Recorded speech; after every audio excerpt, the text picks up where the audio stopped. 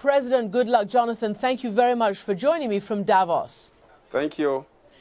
Let me get straight to the heart of the matter. Today on Capitol Hill, Secretary of State Hillary Clinton is testifying about Libya and about militantism in the region. And she identified Boko Haram as the biggest threat to one of the most important countries, namely your own. Do you see Boko Haram as a major existential threat to Nigeria right now?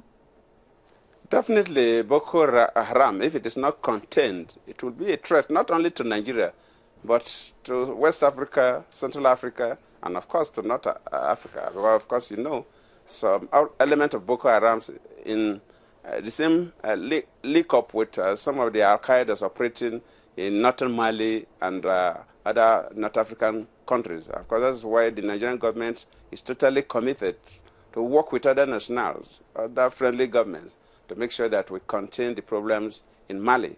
Because, as you rightly said, the issue of Libya tried to create more problems in the sub-region. Because when Gaddafi was dethroned and a number of fighters looted the weapons, these weapons enter into the hands of non-state actors, and they are being used for criminal activities. We have seen what has happened. You mentioned Mali, you mentioned Algeria.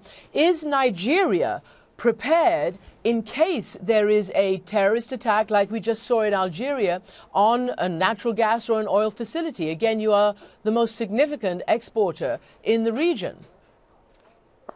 Yes, of course. What happened in Algeria is quite unfortunate.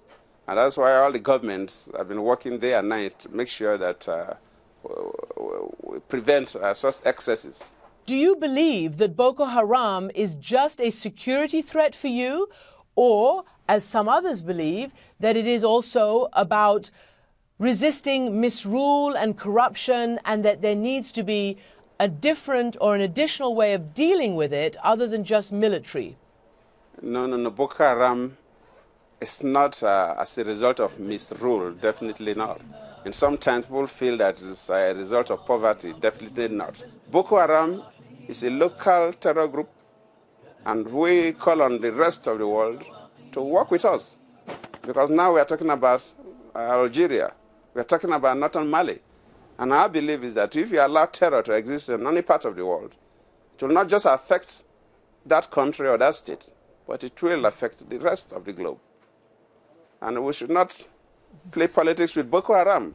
Mr. President, the United States believes that the security forces in Nigeria are driving more people into the arms of Boko Haram. And one NGO at least is quoted as saying that by what they quote as indiscriminate security measures, heavy-handed crackdowns that round up thousands of people, whether they're civilians and children, people who've got nothing to do with Boko Haram. And they're also saying that the police, like in the last year or so, have killed more people than Boko Haram has. So my question is, do you admit that there is a problem in the security dealing with it? That is not correct. That is not correct. And I've said it severally. Those are insinuations by some interest group. Well, definitely the insinuations by some interest group. All right, so one of those interest groups is the State Department of the United States. But let me ask you this. No. Yes, people sir. get wrong information to the State Department of the United States. The State Department of the United States, they have the means of knowing the truth. They should try and filter the truth. Well, sir, let me just say, they should not just listen to some people who have access to them, but they have means of knowing the truth. All right. Well, the United States Assistant Secretary of State has said that the methods of the crackdown is inflaming the population and inflaming the situation. Let me move on to the issue of corruption. When I interviewed you 3 years ago now, in your first interview as you assumed power, you said that the main issues for the people of Nigeria are corruption and even electricity. Power, you talked about. Well, today, those are still the same issues. Some 60% of the people of Nigeria don't have enough or regular power, regular electricity. There are constantly shortages and outages. 3 years later, what do you have to say about that? I would have loved that you ask an ordinary Nigerian on the streets of Lagos, Abuja, or any other city this question about power. That is one area that Nigerians are quite pleased with the government, that our commitment to improve power is working. So if you are saying something different, I'm really surprised. That is one area that even civil society members agree that government has kept faith with its promise. So what should I tell the people who keep contacting us and saying they hope they have electricity just to be able to watch this interview on their televisions? Clearly, it is still a big problem. Is it still a big problem despite, you say, the progress that you say you've made? We have not got to where we should be. And of course, you know, the power infrastructure is one investment that you must complete the chain before the bulb can light. You must generate, you must transmit, you must distribute. And even if you have the money and the political will to do so, you cannot do it overnight.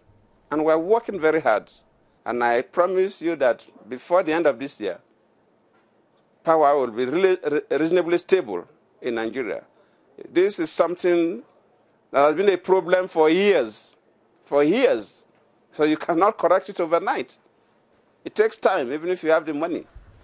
I'm sure that'll be a relief. Obviously, you do sit atop massive reserves of natural gas. And that leads me to the whole issue of corruption, which you say you're trying to tackle. And when people look at Nigeria and see all your wealth, they say, oh my goodness, this is a country that is stealing and bleeding itself dry. Even your own minister, your Minister of Finance, has talked about, you know, just this past April, perhaps 400,000 barrels of oil a day simply being stolen, simply disappearing without any account. One of your ministers has said that the level of theft from the country, from the government, amounts to about $7 billion a year. That's still a problem, isn't it? In fact, when you talk about crude oil stealing, yes, I agree with you. Frankly speaking, we want the international community to support Nigeria, because this stolen crude is being bought by refineries abroad. And they know the crude oil was stolen. The world must condemn what is wrong. The stolen crude is refined abroad. It's not refined in Nigeria. President Goodluck Jonathan, thank you very much for joining me. Thank you.